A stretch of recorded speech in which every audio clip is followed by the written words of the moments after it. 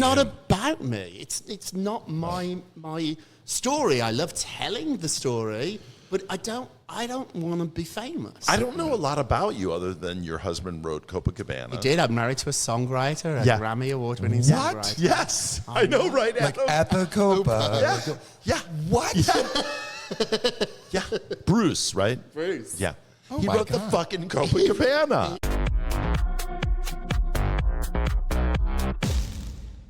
Hey guys, you're here. Trigger warning. I'm Adam Clush. My name is Daniel Nardicchio. We're having a slow start. Yes, exactly.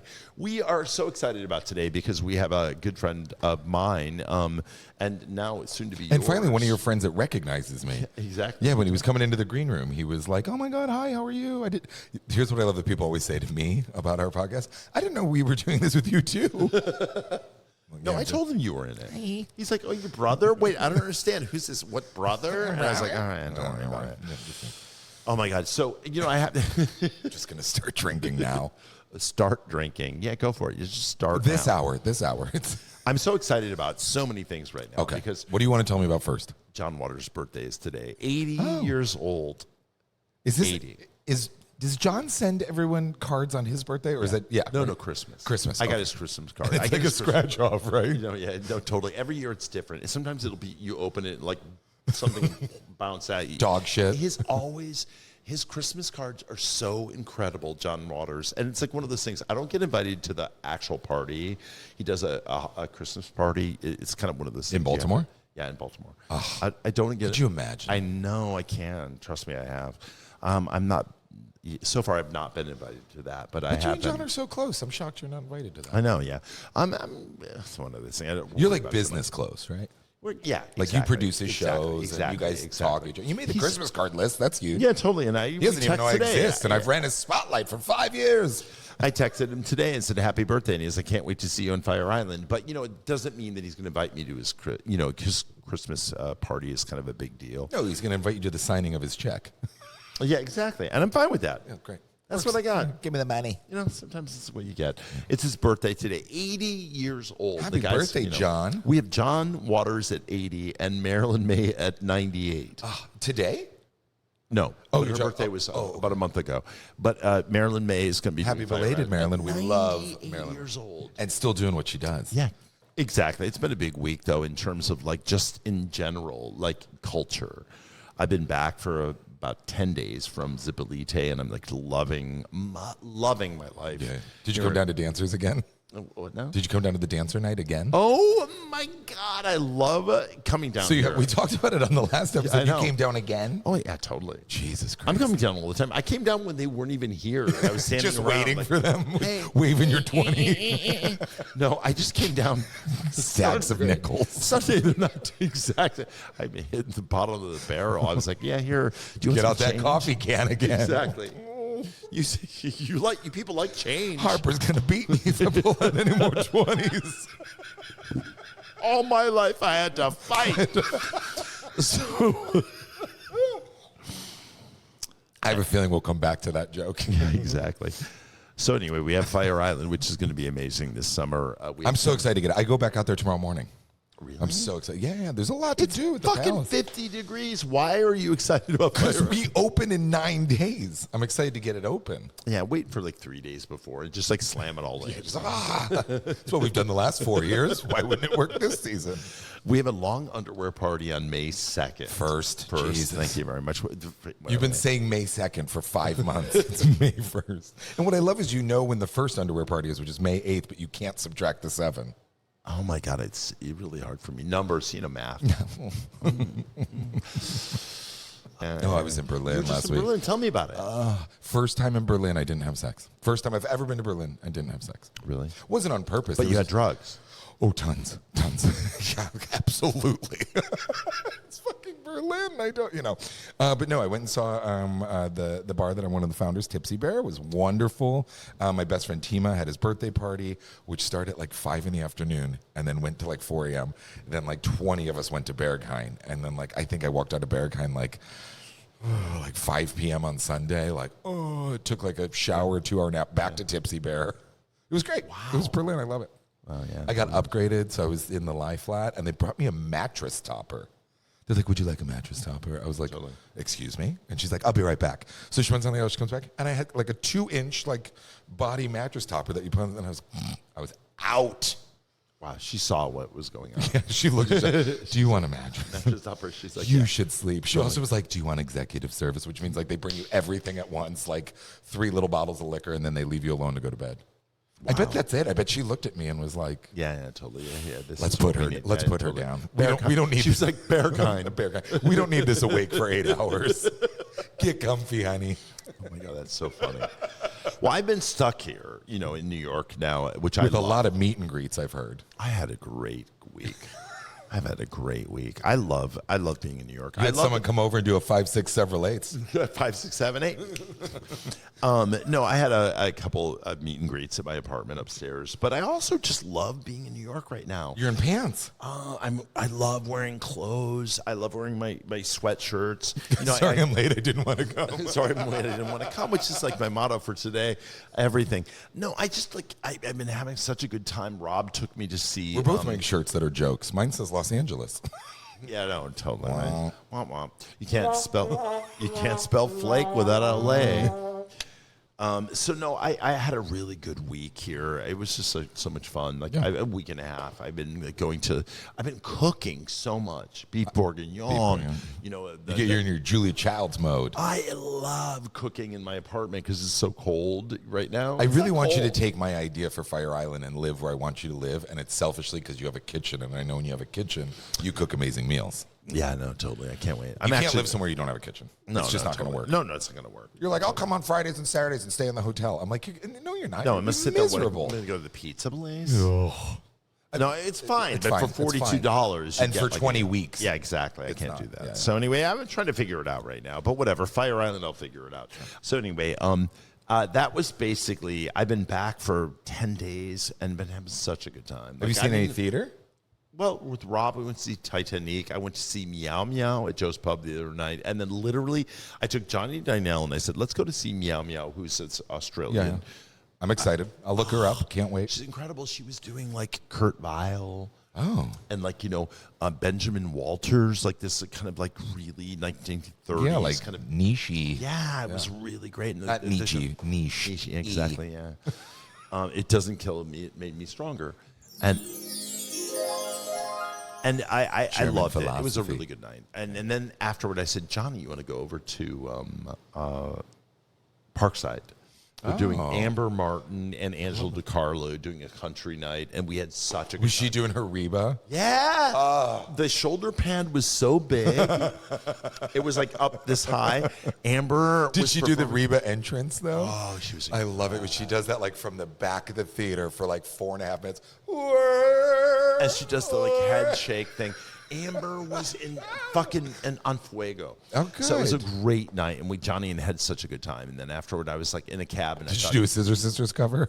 No, we literally were in the cab heading up to Johnny's house on 14th and 3rd, and I said, "Oh, we should have gone to Club Cumming." 3rd, where are we? Philadelphia? Club Cumming. I haven't been to Club Cumming since I walked out. Yeah.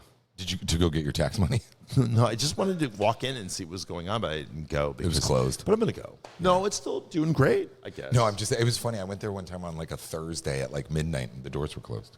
Well, Darren doesn't like it unless there's Coke. Yeah. So anyway, it was a good night. It was a good week, actually. I had a great week too. Yeah. Well, I'm glad to hear that. We're getting a lot done. Yeah, totally. We're good life. when we're working, living life, smiling, wheeling, dealing. Actually. So anyway, we're going to be back. Should we bring Rob in?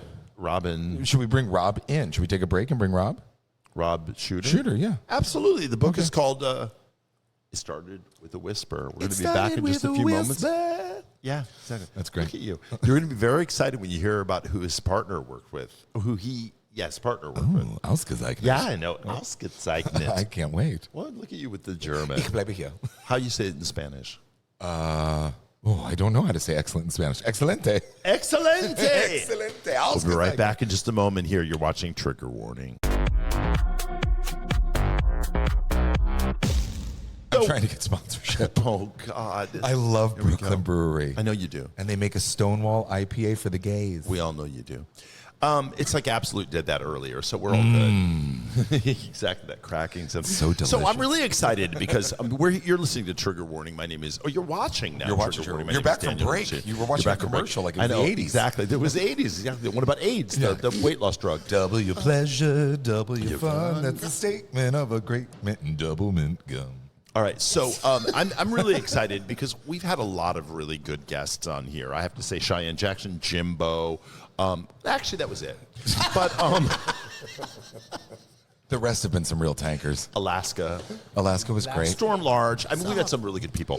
But this guy, Malik. what I love about him is we've had a lot of celebrities on here, but he is what I love about him is he's celebrity adjacent in the sense that he's a celebrity. But what he really is a gossip columnist that talks about celebrities and has the stories. He's worked with P. Diddy, J-Lo, Alicia Keys, Keys. Bon Jovi, Jessica Simpson. And there we go. A ton of them. And he has a new All the book big out, which oil's I'm so gone. excited to talk I'm about. moving his mic up. Thank you for having me. It's lovely to be here. I love this place. I love this bar. What you've created is extraordinary. It's like a little community. When I came in here tonight, there are 4 acts going on, one upstairs, 2 downstairs. It feels Naked like we're yoga. backstage. It feels like we're backstage at Gypsy. You literally came in and there was like We gotta 4 have a guys gimmick. in downward facing dog when you came in with their fucking asses Here's where out. we're doing the podcast. And he was like, "Oh, I got to remember to renew my Easy Pass because of the Holland Tunnel." There was so much nakedity here, and then upstairs is like A two-stepping. lesbian two-stepping. Also a lot of hole. Exactly. Also a lot of hole. There you go. Rob's got a new book out called "It Started with a Whisper," and I love. First of all, I got to say this: whisper. I love the cover. Yes, it's great. And I have to say this. I pre-ordered it. I got it yesterday, so I got to read 25 pages today because I read slow. I was like I'm like Seeley in Color Purple. Yeah. No, I'm sorry. That's so rude. So anyway, Right. I'm laughing, but fuck. that was pretty rough. That was a rough joke. So, it's a roman a clef. Yeah. Isn't it a roman a clef? Yes. Oh, wait. Hold on. That's what we use when we use big words. Adam didn't know the word. I didn't know what a roman clef was. Let me explain what that I was is. like, are you being Yes. a douchebag saying love letter? A romaniclef is when you tell a story and you change all the names so that The Devil Wears Prada is probably the best example of a romaniclef that's out there right now. Or Pamela Anderson's book, That's which right. is Absolutely. exactly. So we all know it's Anna Wintour, but in the book it's Miranda Priestley. Right. And so you do it for a couple of reasons. One is legally, it makes a lot of sense. And So they don't call the lawyers. so you don't have to unleash the lawyers. And 2, if you just tell the real stories, as an author, it traps you within the truth and the reality of situations. Totally. And so when you want a happy ending or when you want to change something around, you can't do that unless these are characters. Yeah, what's the old saying? Or Like, even if it's you more tell interesting than you tell the truth. Yes. Because Yeah. a lot of the people you worked with, the truth is so outrageous. Right. But I obviously in the 25 pages I read, you were talking about, we'll just say a very famous pop star that you worked for, who was aforementioned. Adam, aforementioned. We do that with You big wanted that words. for aforementioned? That means mentioned before. Adam. Yeah. Our audience is really stupid, Rob. So We have anyway, great- You will love this book. This book is for you. we have great listenership and viewership, all at a third grade level. all the words are 2 syllables. Yeah. So Duosyllabic. I should have done a children's colouring book. Yes. Duosyllabic. Duosyllabic. So Yeah, it's a children's book about celebrities. Exactly. But it's one of the people that you worked for. You talk about her. And Yeah. it was like the Is it J-Lo? the rumor. I'm not going to say this because I can't. I'm bound by compete. No. An NDA. Unleash the lawyers. Yeah, that's a non-disclosure agreement. You're learning a lot, kids, today. So the whole thing where there were white roses, carnations. Yeah, so yeah. you dealt with a lot of this in your world. I did. It was a really, really fun world to be in. And to have all those stories, it's great. It's really fertile for a novel. However, then you have to tell a story. And so this is the story about 4 entertainment insiders, 4 gossip columnists who get a job on a morning show. They create a morning show, a gossip type show. Gossip a 30-minute show. Gossip gang. The gossip gangs. They create this show for a really struggling cable network, and it looks like The View, 4 people sitting around a table, gossiping about celebrities, dishing about all the fun stuff that happened the night before, what they saw, where they went. But it becomes evident very quickly that the real gossip is not about the celebrities, but about themselves. Every person at the table has a secret, and it starts with a whisper. Oh, well, see, I haven't gotten to that part because I'm only on page 25. It starts big bang, glamorous TV show, really microphones, yes, camera crews, gossip, gossip, gossip. But it ends, the first chapter ends with a revelation that everybody sitting behind that table has a secret. Oh, this is so great because I know that the whole thing happened where you were at a red carpet and then someone slipped drugs in your pocket. That's right. And it was I was just holding them for someone. Yeah, exactly. It was a... Did you get caught? If you still have them, Adam wants them. Yeah. I have my own here. It was an event where there was a very shady photographer there, but who happened to be very, very talented. Jeff Eason. No, and there's so much drugs in the celebrity world that they're there, and so why am I not a celebrity? When you see these stars dazzling on the red carpet, they might have a little bit of chemical help. And so I remember being on the red carpet, and I set up a photograph. These photographs sell for about $400. So if it's a big celebrity, if you take that picture, you can make money. If you get it on the cover of the New York Post or the Daily Mail website, you're going to make money. And so it's a really competitive business. And so the photographers do try and encourage the publicists to make sure they get the money shot. Right. And so especially if you cause a car accident. That's exactly right. That's exactly or you get the kids. Yeah. Or you get the babies. And so you, in the first chapter, there's a moment where I'm on a red carpet and I set up a shot of a celebrity who's in the news, and it's not spoken about. It's sort of an unwritten rule. And somebody just slipped their hand into my pocket. And I thought it was money, but it wasn't money. It would have been like, I love the trick. It was better than money. It was drugs. Took out the middleman. And that's when you decided to become the gossip gang. That's when we became. So I've got 2 questions. One, did you? Because Adam's not read the book. He can't read. No. But to be fair, it's okay. Monosyllabic. I'm all about articles and colors. You want fuck. That's like what he says. The white cow ran. Okay. But no, did you write this with kind of having in mind that it could be adapted into a screenplay? It sounds fantastic. Yeah, originally I wanted it to be a scripted series. I wanted this to be an episodic, like Sex in the City. I could see like that. And I couldn't sell it. So it's really hard to get anybody to invest in you when you do something for the first time, whether it be an author, a playwright, or a scripted show. But it just came out. So if it does well... I think it will. Well, it's interesting because I had dinner with, of all people, Star Jones. Star Jones wrote a book. Did she cut half of it? She wrote Does she still do that? She's on She has it all now, so she's just on the jab. She can do it all. We're all on the jab. There's not one person in this club that's not on the jab. That's the drug of choice here at the Red Eye. Take, please. So Star told me when she wrote a Romana Clef, her book Disguised, thank you very much, as the View, she couldn't sell it. And so she turned it into a novel. She sold the rights for the novel, and it became a TV show. And so it's stepping stones in life. Like, this is a big lesson for everybody. Because you can't get there right away, you have to find a way around it. You don't take no. And so a lot of my friends would have drafted a scripted show, they would have pitched it, it would have been rejected, and they would have gone home or come here and got a drink. A lot of writers are uncasted actors.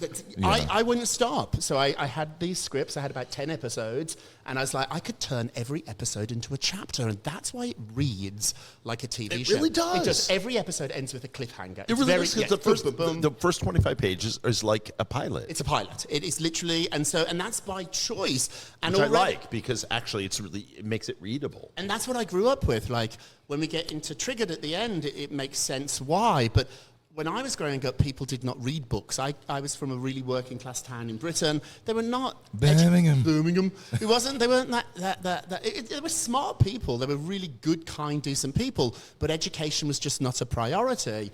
And so, for me, I got my education in show business from watching television. Okay. And so I'm not the biggest reader. Like, when people ask me now when I'm doing these interviews, who inspired you? I love Jackie Collins. I love like all the sort of trashy romance novels. But really, it was Dallas, But Dynasty. How did you get from, because gossip columnists have like a really negative, like they're really hated. You know what I mean? But you seem loved now. Like I remember when we first met. It was a rough beginning. It was a rough beginning. It was I was all your fault. You too. Hashtag you too. Well, I won't go into the whole thing, but I was like, I was hanging out with a bunch of people that were celebrities. And so when Rob would come out with something, they always thought, because we were friends, that I was like calling him and being like, so-and-so's having a baby. I remember this. Everyone got pissed off at you because they thought you were the mole. And I was like, I'm not getting paid for this. I'm not giving him. In fact, I'm losing money because I give this dick free drinks. I was like, get out of my bar. I'm not getting paid for this. If you could just step into frame real quick. Yeah, exactly. It's fun, though. I had a book party on Monday, and a lot of my friends didn't want to come because they didn't want to reveal my sources. Like, gossip columnists don't want to have book. There was a housewife who kept taking pictures of us together and posted them. And I was like, you were so stupid. Bravo does not want to know that we talk. And so the thing is with this book is it's a love letter to the business of gossip, where we find it. Let me, just a quick example. If ever you go to an award show, you can't get into the bathrooms because every stall belongs to a magazine. So I sent a reporter in there from Us Weekly, from People, so we all the other place that I put a gossip columnist, a young reporter at award shows, is in the elevator. If you're in an elevator and you see somebody just going up and down all night, they're texting me what you're saying. And so it's a fun world. Yeah. But if you go to the bathroom, go to the bathroom and you put your lipstick on, or you look at yourself in the mirror, thank you very much, and you chitter chatter, somebody's sitting behind you in a stall. Talkative tonight. Somebody's sitting behind you in a stall texting me. Oh, that's amazing. That's wild. Now, I went to the only awards thing I've gone to is the Tonys, and Tonys is not like that, really. I think Tonys is like there's not really a lot of gossip, except for the year where I went with Michael Schulman was writing that shit about Bernadette. That was a bad year. And she came out and performed. She performed, Gypsy. And I remember being like, oh, my God, this is kind of a moment, because I'm sitting there backstage because Alan had taken me and I was there with, backstage. The thing is, though, I learned this. It was Liz Smith, the legendary gossip columnist, I loved her, who told me this. There's gossip everywhere. You just got to see it. And so my rule is, when I go out on a night, if I go out to meet a source, if I don't come home with a piece of gossip, I've failed. There is gossip everywhere. Michael Mosto's the same way, though. He finds it everywhere. He just notices things. And it was hard with him because I consider him a friend like I do you. And he would take me out and we would have and you're lunch. Like a pariah's date. But you're having dinner with someone and then all of a sudden they're like, so you were saying that Alan is doing a, blah, blah, blah. And all of a sudden you're like, oh my God, I was literally having dinner talking to you. And then all of a sudden you're writing down the name of the movie that he's doing with Emma Stone or whatever. It's tricky. I try to separate it. And I think I do a pretty good job of it. I protect my friends, and that's part of being a friend. Well, I think you stayed around longest because, when I read some of your stuff, you hint towards things, right? You don't like. I say that I am a pinch, not a punch. Perez will punch you probably in the face. I don't say your name, where you were, who you were with. Yeah, and there's a nice way of telling stories, and it comes from the fact that I was a publicist. Celebrities love gossip; they love being gossiped about because it gets their name out there. And they're genuinely curious, nosy people, which I think is why when people look down their nose at gossip, if you take the word gossip out of a sentence and puts the word curious in, suddenly they love you. You want a curious kid, you want a curious friend, and we all talk about it. We all talk about it. And you want to be asked questions, especially in this country. Everybody's entertainment obsessed. But how many times have you been for dinner with somebody or on a date and they don't ask you a single question? Be curious. And so I was always a nosy kid, and now I'm a nosy adult. Okay, what's the messiest award show? The messiest award show is the Golden Globes before it became clean and before when they used to it used to literally just be in a ballroom and nobody really cared about it. It was just the night for them all get shitty together. The thing that made it different, and now this has changed, celebrities couldn't bring in publicists or managers or agents. You had to fight for a ticket, and you might just get one. So Jen Anderson might not get +1. It might just, and so it forces them to talk to one another, and it forces them. If we go for dinner and we sit at a table for 10, we're just going to talk to one another. So it's often better to do it by yourself. Nights that I go out working, nights that I go out, it's like at a wedding when they sit the right people next to each other. It's about. I like going out by myself because it forces me to go and talk to people. Well, yeah, you're here a lot in the cockpit by yourself. Forcing yourself to talk to people. Or just forcing yourself onto people. We're recording this in the cockpit. He's been down here talking to people, the hardworking hookers of New York City. Look how nosy I was. There's 2 doors at the back of this room, and I got myself into one of them. But I did. I was the first thing. Well, it wasn't the first thing I saw. The first thing I saw was all the back doors. Was something else. But then when the smoke lifted and the yoga gentleman left, I noticed 2 doors by the side of the stage. Yeah, so let me ask you a question. Now, you also worked with, besides obviously J-Lo, who's incredible, you worked with P. Diddy. I did. Is that weird when you have worked with someone and then all of a sudden you find out that they're a skis bag? They're totally... Because obviously I've worked with Adam and I found out that he's a total fucking dirtbag. You wouldn't believe the lowlife this motherfucker is. The hardest thing about Diddy... And I read an op-ed about it for The Hollywood Reporter, and it was like, I didn't see anything, I didn't know anything, or did I choose not to see anything? And I think that's a question a lot of people have to ask themselves. Exactly. Did I choose? I was intoxicated by his fame, by his power, and so when you go to, he lived on Park Avenue in a house, not an apartment, so he had the whole house on Park. And you were tired from carrying the cases of baby oil to the front desk, right? Slipping. But when you walk into his house, and you walk past when you slipped into his house, let's be honest, slip in the front door. He had metal detectors, like at an airport. That's a red flag. Like, that's not a normal behavior. Yeah, when you go up to his, maybe it's in your living room, but he had a professional money counting machine in his living room. Yeah, no, I have that and a metal machine. So far, you've just described Daniel's studio apartment above Red Eye. The thing is with Diddy, and explains why he got away with so much for so long, he was charming. Same with Matt Lauer. Matt Lauer, same thing. Didn't Matt Lauer have the lock on the door under the desk? So creepy. And, fantastic. I put one in upstairs. The turnstile doesn't go back the other way.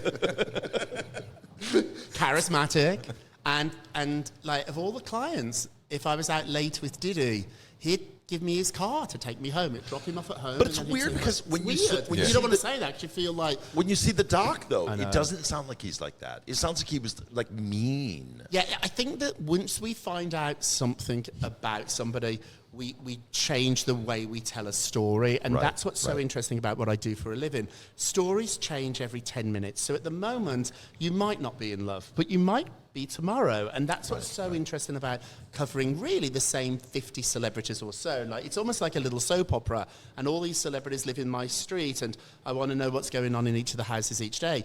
Diddy could be everything. It's like Desperate Housewives. That's what it's like. Yeah. He could be a monster, he could be charming, but you don't have the type of career that Diddy has, and he was friends with Anna Wintour and Clive Davis, unless you are charming, and that's why he got away with it for so long. So how do you deal with, there's an intense dislike for gossip columnists, right? But how do you deal with that in terms of you move through the world. I've known you for a long time. We go to shows together. You handle it really well. I'm terribly optimistic. We went to that show the other day and hanging out with Ariana Grande's mother. And all of a sudden, hi, Joe. She's like as tall as this clone of Willie. And I was like, she in there? Yeah, right. I want to get Ariana here, and the way to get to Ariana is through her mom. She was lovely. We're gonna have Frankie on the show, I think. She was lovely. I think that everybody has a story, and if you shut up, they will tell you that story. Absolutely. And a lot of gossip columnists that I know, it's about them. Their ego is so big, and I agree. And like Perez Hilton. It's all it's about. Yeah, it's not about me. It's not my story. I love telling the story, but I don't want to be famous. I don't know a lot about you other than your husband wrote Copacabana. He did. I'm married to a songwriter, a Grammy Award-winning songwriter. What? Yes. I know, right? Like at the Copa. Yeah. What? Yeah. Bruce, right? Bruce. Yeah. He wrote the fucking Copacabana. He had Lola, yellow feather in her hair, and a dress could. I know, Adam's kind of gobsmacked, and Adam's never gobsmacked. I see Barry tomorrow. Barry's in New York tomorrow. We're going to go and get dinner. I know. Wild. But once again, I have seen what happens when people talk about their romances and put it out there. It never ends well. I love Jessica Simpson. I worked with Jessica for years. Had she not been on that reality show with her husband, she'd still be married. Nick Lachey. And so, like, it's just, you see the housewives do this too. They start the season happily married, and by episode 5, they're divorced. Gaga. Like, what happened with her husband? He wrote that album, like, is on it with her. You never hear about him again. Never. It's just, it's so... Dolly kept her husband. That's right. Out of the So spotlight. smart. Yeah. Well, he might have not been her husband, but whatever. Clint Clark. Carl. Carl. He's Yes, Carl. so Bruce Perkins. is I was just going through my exes. really. sorry. Bruce is very successful. We've been together a really long time. I love him. He's a great guy, but he doesn't operate in this world. No, which I think is really smart. Yeah, I do too. And like, I don't drag Bruce out to events he doesn't want to go to, and he'd be terrible at this. Like, he just wouldn't be very good at the gossip as a He's gossip. like, no, columnist. thank you. No, he's too smart. I think He's older than you. He's right? older than me, and so we have a perfect life where we both have our own careers. I don't go and sit at Barry Manilow's piano with him when he goes to work, so he's not going to want to come and sit at a bar listening to Ariana Grande's mother. All right, so we're going to be back in just a moment. We're going to talk with Rob. We're going to ask him his trigger, because we are at trigger warning, and then we're going to be back in just a few minutes. The book, I started with The Whisper. Thank you. I love this. Actually, it could be very ASMR. We could just do the whole thing. Just your whole entire. It's so nice to have Rob here. I started with The Whisper. We'll be right back. You're listening to Trigger Warning. You're back here, Trigger Warning. I'm Adam Klesch. And I'm Daniel Nardicchio with Rob Shooter, who just did Nancy Grace and said to us, your podcast is a lot of Nancy, but not a lot of Grace. Yeah, exactly. You also did Megyn Kelly. I did do Megyn Kelly. I got pushback from doing Megyn Kelly. Megyn Kelly. You're really doing the Trump gubernatorial tour. These people. But you also did I did gubernatorial.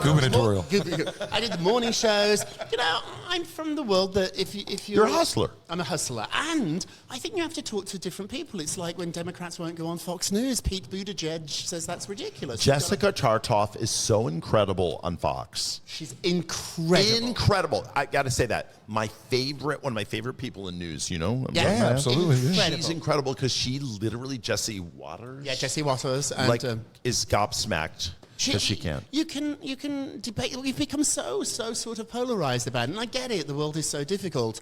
But I'm not scared. If you believe in something, you stand up for it. Do you think part of it is them like saving their own skin though? It's all about money. Like Tucker Carlson apologized. All of it's about money. Yeah, it's all about money. Tucker's now walking away from Trump because of the fact money. that Trump is. Yeah. Well, Tucker, who's devilishly smart. He really is. Joe Rogan, not so smart, but Tucker is really, really smart. Tucker's seeing a man that's frail, an older man who's not going to run again, Right, totally. and he knows that JD is not the heir apparent, Right. and so Tucker's positioning himself to run for Don't president. hitch your wagon to that star. Exactly. And if the war keeps getting worse and the economy, he'll let all that sink with Trump, and Tucker will come through the middle. Yeah. You think he'll run? I think he will. Wow. Save the tape. You heard it here first. Wow, you heard it here first. So what triggers you? Great question. I love this podcast for that. It makes this show so unique. What triggers me, and I'm being really honest, I couldn't read when I was a child. So here I am sitting here as an author. When I was born, my arm was really damaged. I have a smaller arm.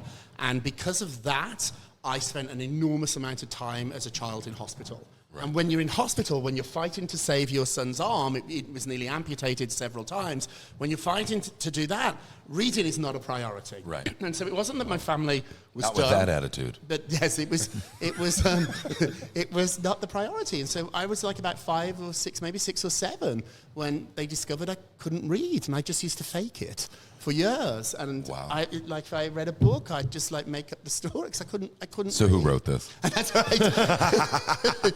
And so what triggers me is when I have to read. And what's so interesting about the book is over the next couple of weeks, months, I've been asked to do readings. I can't do them. I can come But and you talk still to you. can't read? I can read, but I'm so triggered. What are you, Leah Michelle? I'm so triggered. I am so triggered. Get up there, by Leah. You reading. can sound it out. I'm so triggered. When I had my morning show, I couldn't read the teleprompter. I had bullet points. I asked to have cue cards like David Letterman. So it's like a personal trigger. It's personal trigger. Totally. If you asked me, if That's there was wild. a teleprompter That's right wild. ahead and you said, read that, I would break into a sweat. Because, I remember when kids had polio, they put them in the polio lung thing. Yeah. And I remember watching, they would lay on their backs, and I remember thinking, like, these poor kids were, Just you and FDR watching the polio kids. exactly. But iron lungs. What the fuck, Mary? You're such a cunt. I remember thinking, like, did anyone go and sit with these kids all day long? They didn't.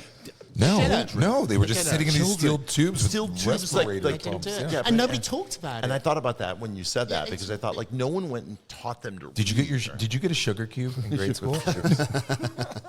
but I'm being serious. But it set me up to do this. And it gave me an empathy. Like, So now you just tell people, you're No, like, I tell fuck people you, this. I'll read when you turn it into a television show. I'll watch And then it you as a cast television yourself and make that fucker read. watch You're it like, as a look at me reading out loud. Which brings me to the next thing. What's next? Like, do you want to be on a show? No. Like, I mean, like, No, I've done it. I had a morning show. I've had an like evening show. you don't want to be Candace Bush now. No, I don't want to No be Andy talk Cohen. No, I don't want to do it. The pre-sales to this book, first-time author. I couldn't get a book deal. 20 publishers rejected it. I finally sold it, and I didn't get much of an advance, and there was very little interest in it, and it popped.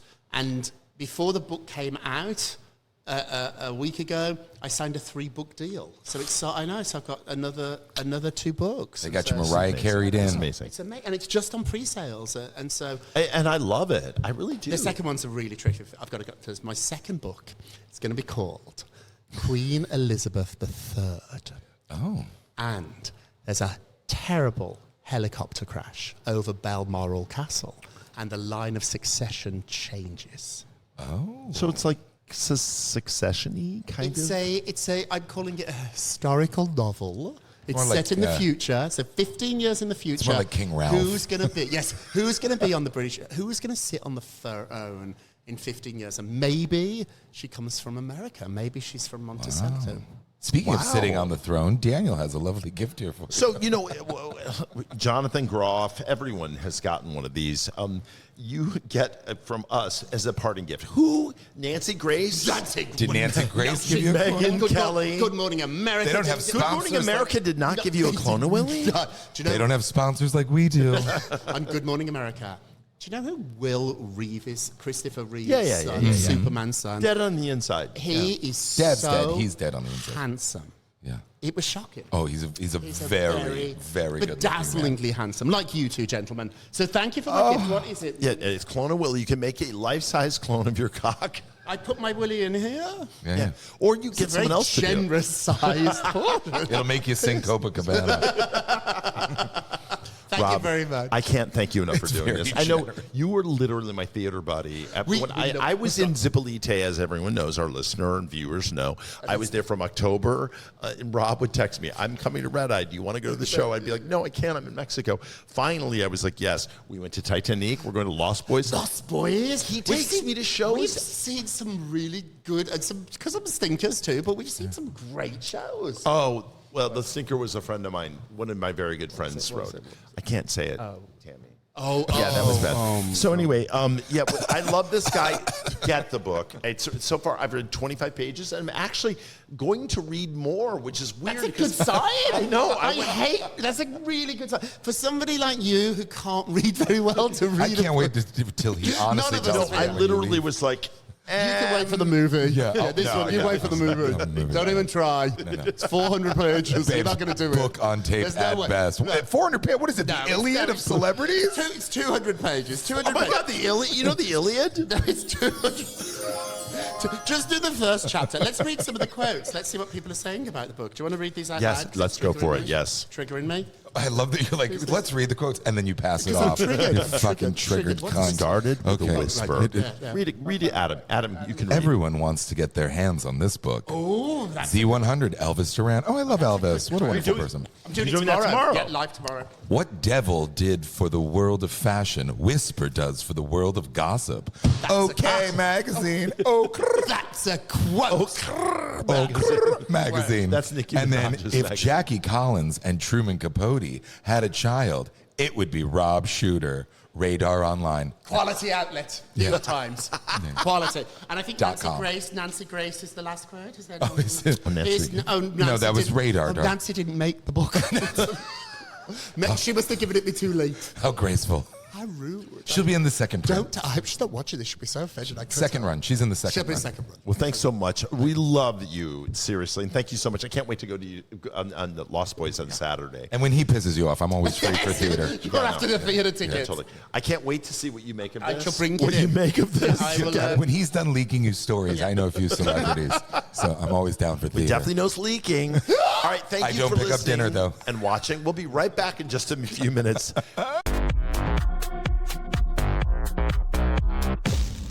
You're watching Trigger Warning.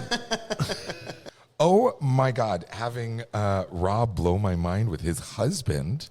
By the way, sorry, you're back at Trigger Warning. I'm still like a little gooped You're and gagged. a little gooped and gagged by that, right? First of all, I love Barry Manilow. I'm a fan of Lowe. Oh yeah, exactly. Total fan of Lowe. He's like a little singing Disney animatronic now, but what a wonderful career he's had. I mean, Mandy, I Write the Songs, like Copacabana. Daybreak is one of my favorite. mean, Because it's daybreak. It's Yeah, I love so it. Yeah, good. totally am. And you and Rob just like, oh yeah, my husband wrote Copacabana, and I was, you were looking right at I me. knew you would get it because I didn't know you were a fan of Lowe, but I knew that you would love that. You were kind of gagged. Gooped and gagged. Yeah, That was my gooning face. What? Look at me. But he was such a wonderful interview. He's so interesting. Totally. He's great. He's a good guy. I love that guy. That trigger about reading because he was trying to save his arm as a child. That's kind of crazy, right? You know, it's weird with him because, it's easy to kind of, the beginning when I was dealing with him, because I was in like that world right now with Alan and Anderson and Andy Cohen and whatever. It was easy to kind of like get aggressive because he was trying to get gossip. Yeah. Did you ever have to bifurcate your friendships?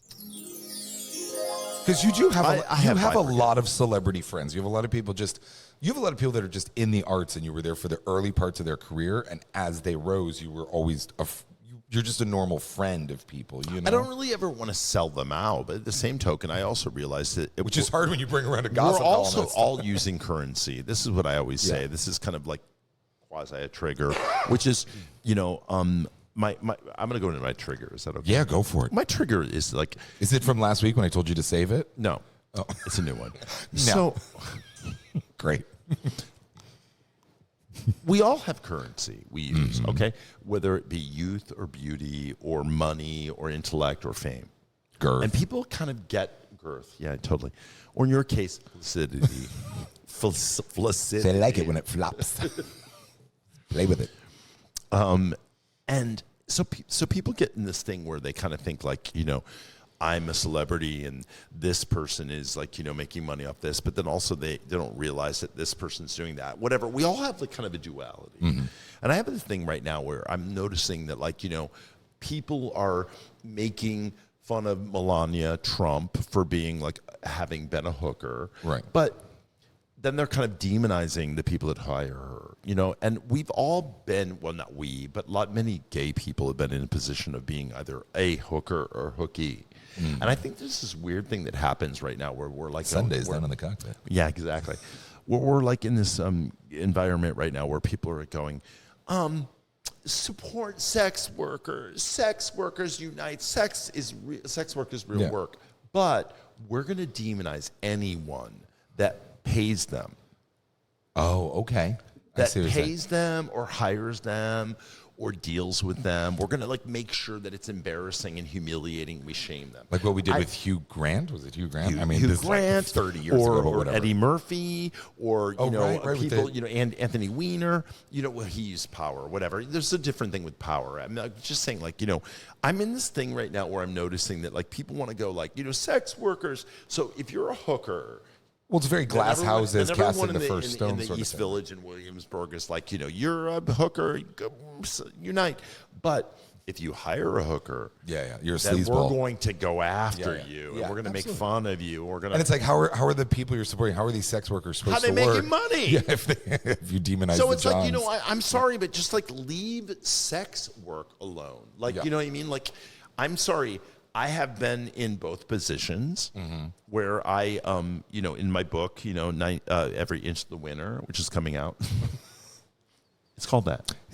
You got his advance. No, you've been talking about it. Yeah, exactly. That's the right one. That'll probably be the New York Times bestseller list. I love that it just keeps going. Yeah, I hate that. Every Inch of the Winter is the name of my memoir, and it's about basically I've started out like this foster kid whatever blah blah blah. We've talked about that, but like then I went into like being an actor, and then when you're an actor, you segue into nightlife. You get into like, and then by then you go to be a hooker. Well, no, you get into sex work, and I wasn't a sex worker in the sense that I was like, No, you were just the Pied Piper. You're like, I'm not gonna hook. I did, but I did phone sex work for a long time. Oh, you did? I remember. Yeah, totally. As Joey, we talked about this. As Joey, my alter ego. Hey, home, I gotta make sure my mom's not listening, right? No, this is it. Hey, how's it going, man? Yeah, you're getting turned on. I'm just trying to look, because if I see you, I'm gonna go limp. Hold on. Yeah, you just woke me up. I'm living with my mom right now. I can't really, and I'd give him a taste. I'd give him a taste. Yeah, totally. Yeah, totally. A taste of that. Yeah, my Jergens. So anyway, Joey was my alter ego when I did phone sex work. Which So basically, at the time, I had 2 phone lines in Williamsburg when I lived with Justin, and like one would ring and it would have a different ring. I can't even believe that existed back then, because I don't think you could do it now. So basically, you're saying you got to support the whole circle here. No, my point is, and then I did it, and I was good at it, and I made a lot of money. But now, if people knew that, they would try to shame me for it. But yet they're kind of saying, like, it's okay if you're the person in their line. And I'm not. My whole thing is, you can't shame people. Melania Trump, yes, she showed her snatch in pictures, and I think she's the least classiest lady that a first lady we ever had. Not because she did nude pictures, but because what she's doing she now lied today. about she can't do 7 languages. She can't speak 7 languages. Yeah. She can't speak 1. She's also a terrible person. She's a horrible human. She's a horrible human being. But my point is, like, stop. I don't care if she showed her pussy to all of Poland. Exactly. Like, she's a terrible person. Even though and it's not for flashing her twat. But even though I want to come after people on Instagram and Facebook and Twitter about her being naked, and it's like, not that. Yeah. Because what? So what if she gave lap dances? If she was a stripper, let's say with Courtney Love, who I love so much. Anyway, wildly intelligent human being. Leave 100%. Wildly intelligent human being. Really into her. This week is the 32nd anniversary of Live Through This, the album. Yeah. So I'm into her right now. Jeff Easton and I have been talking about her a lot this week, and I met her at Hero. I met her. Okay. Yep. I have a You have a Courtney story? I mean, I met her for 5 minutes at Hero. All right. So she was great. I have this Courtney story. I'm a huge Courtney Love fan. Okay. I think she's super smart, so fucking hot, so whatever. And she's a smoke show. She's amazing. Incredible. I did this event at Highland Ballroom with Amanda Laporte. Okay. And David LaChapelle came and brought Courtney Love. And I wish I could do loving it right now. Everyone in the room right now. Right, I know, right? Yeah. And I went into the back room, and Courtney Love there was a carpet bag purse, like, just open with, like, stuff spilled out of it. And she's like, I just want a fucking cigarette. I just want a fucking cigarette. Is it a fucking cigarette? And I said, I never. Mom? I said, literally, Mom. I was like that guy at Wendy's that sucked under her titties. No, I was like, I never need another moment with Courtney Love, because I got the you don't want that ruined. Yeah. I love her so much. When she was like crouched like an animal, feral over. I just want a fucking cigarette. Yeah. It's like going to the wake. You hope it's closed casket. You've got good enough memories. It was incredible. So anyway, I love Courtney Love. This is the 32nd anniversary. I've lived through this. Yeah. One of the best albums I have on my list of top 10. Oh, I loved her band so much, too. Yeah, it was Hole so is great. Good. Hole was great. Anyway, you love Hole. I know that. So anyway, I'm like a Skeggsy. Anyway, so that's what I want to say about Courtney Love. And she was a sex worker. She did stripping, and she was like not embarrassed about it. But now this week I've been listening to and watching about videos about like her beginnings and stuff. And she talks about when she was a stripper, and she was like, I was not pretty, so I had to like show my fucking twat. Yeah. And I was like, oh, girl, I get it. Got it, honey. I get it. Well, you weren't reading books. Exactly. I mean, I know it's like I was pretty once. She actually was reading Well, no, books. Courtney was reading books. I'm talking about Melania, wasn't Yeah. Or you. You weren't reading books. Monosyllabic. No, my trigger, I guess, is kind of the same as yours in the sense of like, you're talking about this like full circledness of everything where it's like you can't say sex workers unite and then like be angry at the John. So lately in the news, last has been coming up, and you see my Instagram is basically 30%. I don't follow you, so I don't know. But I've heard it's good. One of the wise ones. No, you're like, it's like 30% what we're doing and like posting and our ticketing site, and then it's 70% extremely political. Like I'm always posting about like Trump being an asshole, the Israeli genocide. I only get that Rennie LOL things, which are like comedy things that you said. I literally don't know what you post. I'm talking about my actual posts and stories, but I do send post stuff. Yeah, and I send our owner group just like funny little like kids getting hurt. I really need to follow you. I'm going to start. Yeah, start following me. It's good stuff. Yeah. But no, so I took a lot of flack. It started with a whisper. It started with a whisper. No, I took a lot of flack for like. There were Israeli people over the world, or there were Trumpers, whatever, that would like literally come at me like, you've got it wrong, fuck that. And I knew that they were doing it to everybody. This isn't a oh pity me thing. But it has gone so batshit crazy and so far over the edge that you now have people like Tucker Carlson, going on and saying like we were wrong and stuff like this. I hate to do this. I'll give him a little bit of credit. It's like he at least made an apology. I think because I don't want to say, fuck you, you're wrong, I never want to hear from you again. I want to say, I know your mind has changed. Where are you now? Like when you were ripping my head off and shitting down my throat, where's the apology now? That's what's triggering me nowadays. Or coming after green M&Ms. Yeah. He was like, why can't he say, like, I was wrong about certain things? Just make, I was wrong. I was wrong. I'm sorry. I was wrong. He kind of did, though, about Trump. No. Well, I've even noticed a couple. Well, he has. That's fine. I'm talking about, like, what triggers me is the other people in the world who, like, I now see their posts and they're like, it's gone too far. Israel is making it shameful to tie itself with Judaism. Netanyahu's government has to go. And I'm like, you weren't singing this song a year ago, and there's been no apology for how outlandish you were of being an asshole. I knew people that were like, people are like, oh, it's a good thing we went into fucking Iran and bombed the shit out of it. That's what those people want. I'm like, you haven't met an Iranian in your entire fucking life. Totally. Yeah, and also, like, the U.S. was touted for the creation of, like, the U.S., the U.K., Russia, and France for creating the International Criminal Court.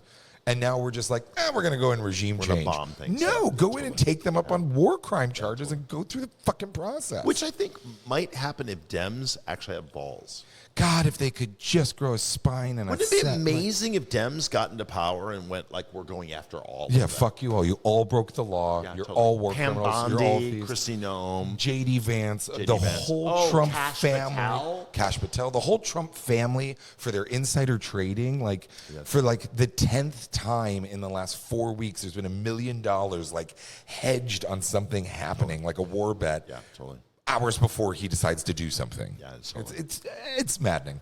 That's my trigger. No, that's very much a big like trigger. Remain teachable. You can definitely like change your mind and say you were wrong, but I want you to come out and apologize and say you were wrong. Well, your trigger is so say you're sorry. Bigger than mine. My trigger is about sex workers. No, but I think I just want to be able to pay for Well, I think it relates in the same way as like you have to see both sides, right? Like you cannot say, "Oh, you hire fucking hookers," and then be like, "My best friends are sex workers," No, you're right. I think you're because who's paying you're them? Deeper than I am. Yeah, I'm like a wading pool. I got my ankles wet there. It was real deep. Well, on that note, you walk on water. On that note, you're listening to Trigger Warning. My Thanks name so is much. Daniel Nardiccio. Oh yeah, you're watching. Yeah, you're watching. Warning. I'm sorry about that. We get so involved. We looking at totally. I'm You're like dreamy eyes. I'm like just help. By the way, I want to show you real quick. We have a. You got a wanger before we go. Listener, yes, I want to show you our the wanger of the day. One of our. We can turn to the camera, but then we're gonna have to make. Wait, can you just take his face off so Josh doesn't have to fix it in post? Oh, there we go. No, we can't. It won't go on YouTube. Oh, no, it won't. Yeah. It's a huge penis. It's a huge penis. I mean, that's a big wanger. I want to just say that is pretty impressive, isn't it? That's a nice wanger. Yeah, it really is. Yeah, he's a good guy. Anyway, he listens all the time, and he tells me it's his Thursday guilty pleasure. Is he the one that said the show name should be changed to Josh Will Fix It in Post? No, that was Andy Booter. Oh, hi, Booter. Hi, Booter. Anyway. All right, this is Trigger Warning. Thanks for watching. We could talk all night and probably will. Totally, exactly. All right, thank you guys for watching / listening. We'll talk to you soon.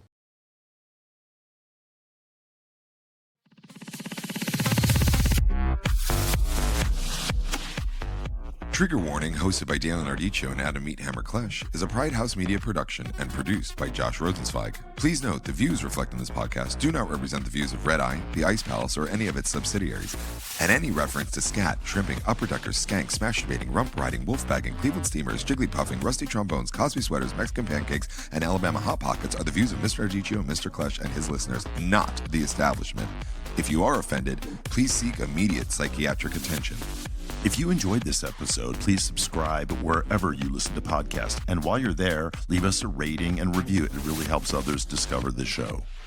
And if you didn't enjoy this episode, don't tell anyone. Stay connected and join the conversation by following us on Trigger Warning Podcast. And you can send us your questions or hate mail to triggered@triggerwarning.com.